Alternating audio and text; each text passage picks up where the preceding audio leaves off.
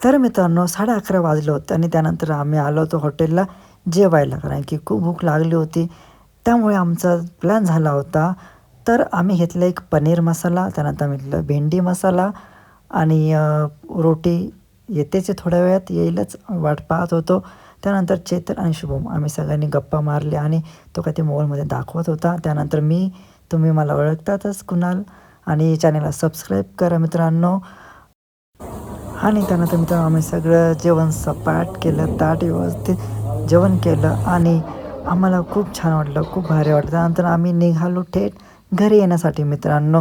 जेवण खूप सुंदर होतं, खूप भारी होतं आणि अगदी पोट भरून आम्ही जेवण केलं.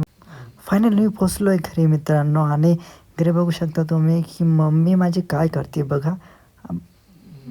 तर कळलं असं तुम्हाला. त्यानंतर फायनली मला मिळाली अमूलची आईस्क्रीम मित्रांनो.